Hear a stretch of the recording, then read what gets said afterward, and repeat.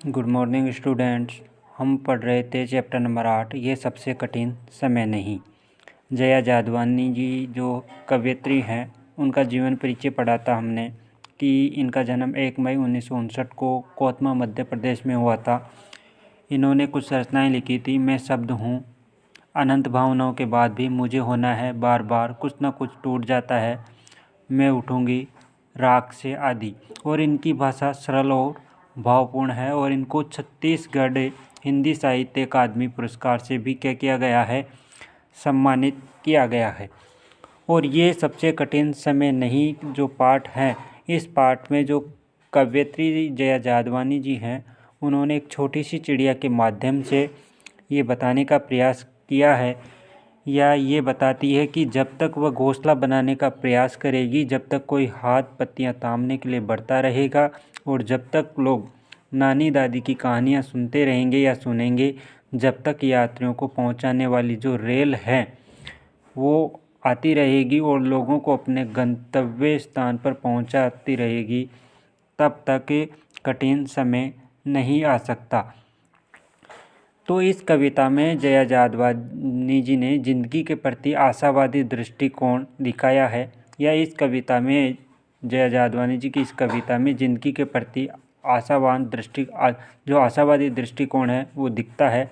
और वे मानती हैं कि जब तक मानव अपनी सहजता को नहीं छोड़ता, तब तक कठिन समय नहीं आ सकता। यहाँ तक हम पढ़ चुके थे कल भावार्थ वगैरह, आज भावार्थ देखना है। इसके अलावा पाठ क्या है, पाठ के शब्दार्थ भी हमने कल देख लिए थे। तो आज स्टार्ट करेंगे हम भावार्थ। हमने कल कुछ शब्दों के अर्थ देखे थे, एक बार और रिपीट करा देता हूँ वापस अर्थ को। कठिन का मुश्किल, तिनका का था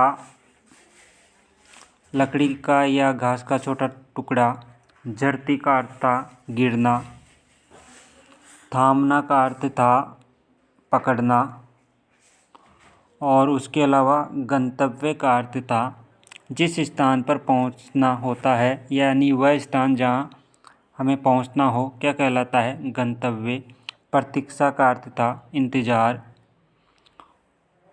इसके अलावा कथा का अर्थ था कहानी, आखिरी का अर्थ था अंतिम, हिस्सा का अर्थ था भाग, सदियों का अर्थ था पुराने समय से,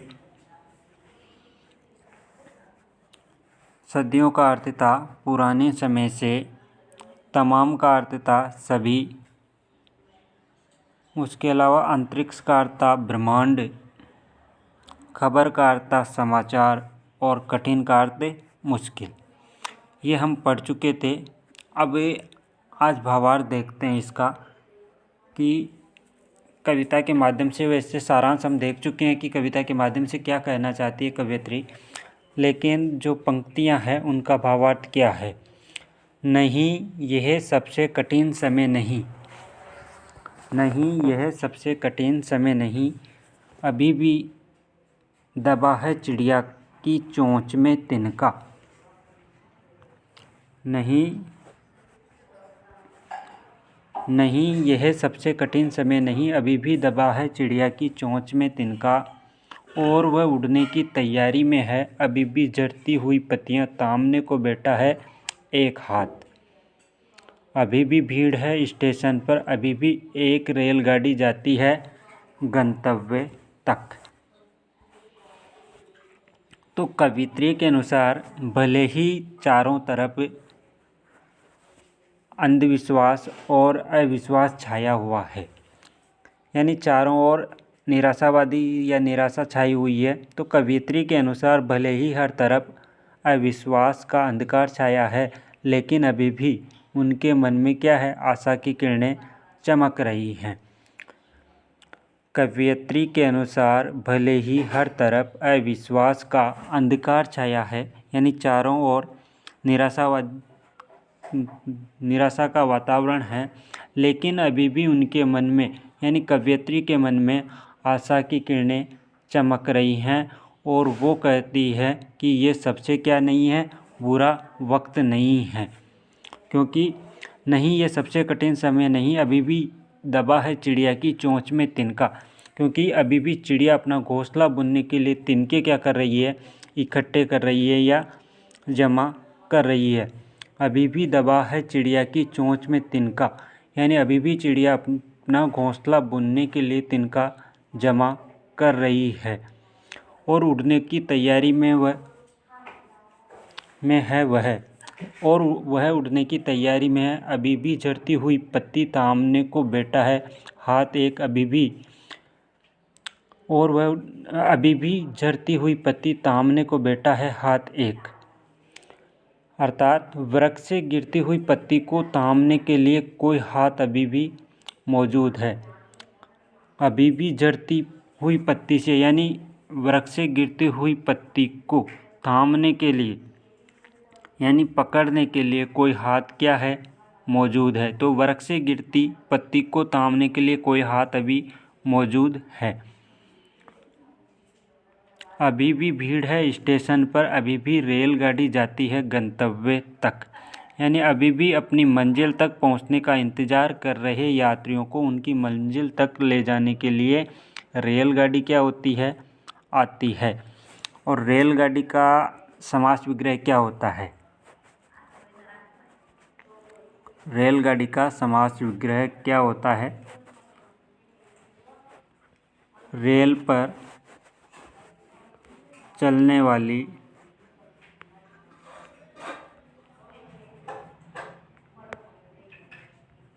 गाड़ी।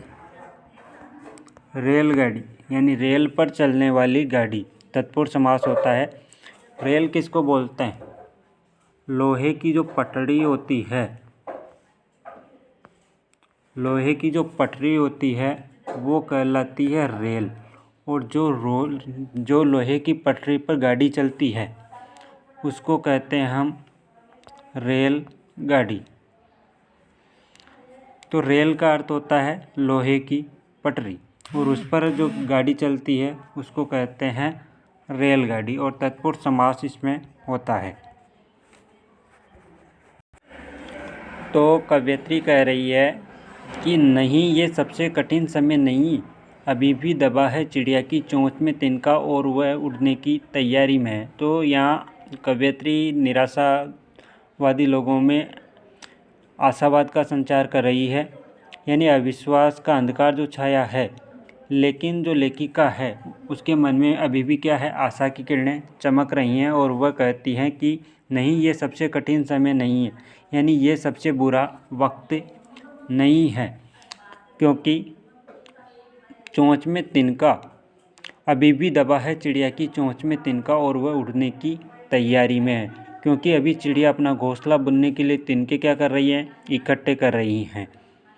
अभी भी झड़ती हुई पत्ती थामने को बैठा है हाथ एक, अभी भी भीड़ है स्टेशन पर, अभी भी झड़ती हुई पत्ती थामने को बैठा है हाथ एक। यानी वृक्ष से गिरती पत्ती को थामने के लिए अर्थात पकड़ने के लिए कोई हाथ अभी भी मौजूद है। अर्थात एक दूसरे की मदद अभी भी लोग कर रहे हैं, यानी एक दूसरे की सहायता लोग अभी भी कर रहे हैं। तो अब भावार्थ में करना, वृक्ष से गिरती पत्ती को थामने के लिए कोई हाथ अभी भी क्या है, मौजूद हैं। अभी भी भीड़ है स्टेशन पर, अभी भी रेलगाड़ी जाती है गंतव्य तक। यानी अभी भी अपनी मंजिल तक पहुंचने का इंतज़ार कर रहे यात्रियों को उनकी मंजिल तक ले जाने के लिए रेलगाड़ी आती है। जहाँ कोई कर रहा होगा प्रतीक्षा, अभी भी कहता है कोई किसी को। जहाँ कोई कर रहा होगा प्रतीक्षा, अभी भी कहता है कोई किसी को, जल्दी आ जाओ कि अब सूरज डूबने का वक्त हो गया। अभी कहा जाता है उस कथा का आखिरी हिस्सा जो बूढ़ी नानी सुना रही सदियों से दुनिया के तमाम बच्चों को। अभी आती है एक बस अंतरिक्ष के पार की दुनिया से, लाएगी बचे हुए लोगों की खबर। नहीं ये सबसे कठिन समय नहीं है।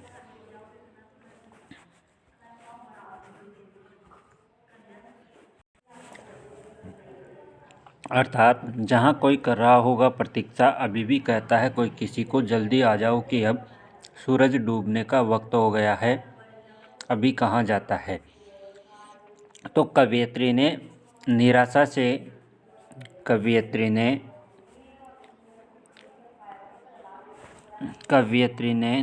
से भरे इस संसार में आशा का दामन अभी भी क्या रखा है, थाम रखा है। यानी कवयित्री ने निराशा से भरे इस संसार में आशा का दामन अभी भी थाम रखा है। तभी वो इन पंक्तियों में कह रही हैं कि ये सबसे बुरा वक्त नहीं है, अर्थात ये सबसे बुरा समय नहीं है। आज भी कोई घर पर किसी का इंतज़ार करता है और सूरज डूबने से पहले उसे घर क्या करता है, बुलाता है। जहाँ कोई कर रहा होगा प्रतीक्षा, अभी भी कहता है कोई किसी को, जल्दी आ जाओ कि अब सूरज डूबने का वक्त हो गया है, अभी कहाँ जाता है।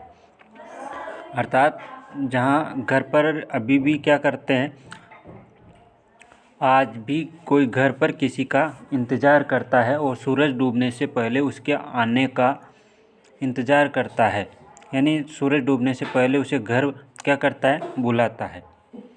उस कथा का आखिरी हिस्सा जो बूढ़ी नानी सुना रही सदियों से दुनिया के तमाम बच्चों को अभी आती है।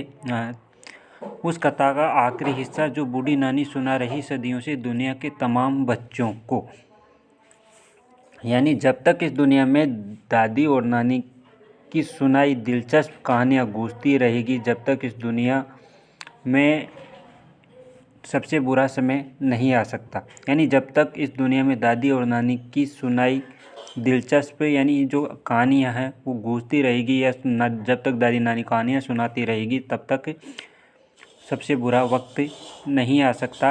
अंतरिक्ष के अभी आती है एक बस, अंतरिक्ष के पार की दुनिया से लाएगी बचे हुए लोगों की खबर नहीं, ये सबसे कठिन समय नहीं। तब तक ये दुनिया बची रहेगी जब तक बुरा वक्त नहीं आएगा।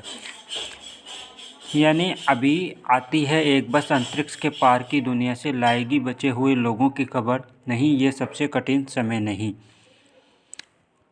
यानी जब तक ये दुनिया बसी रहेगी, अर्थात लोग इधर से उधर आते जाएंगे, एक देश से दूसरे देश अंतरिक्ष में जाते रहेंगे, जब तक ये कार्य होता रहेगा, जब तक सबसे बुरा वक्त नहीं आएगा। एक बार पूरे का देख लें। कवयित्री ने, मैं डायरेक्ट बता देता हूँ, कवयित्री ने निराशा से भरे इस संसार में भी आशा का क्या कर रखा है, दामन पकड़ रखा है या थाम रखा है। तभी वो इन पंक्तियों में कहती है कि ये सबसे बुरा समय नहीं है। आज भी कोई घर पर किसी का क्या करता है, इंतज़ार करता है और सूरज डूबने से पहले उसे घर बुलाता है और घर पर उसकी प्रतीक्षा करता है। और सूरज डूबने से पहले घर वाले इंतज़ार करते हैं कि घर पर आ जाएं और सूरज डूबने से पहले उसे घर बुलाता है।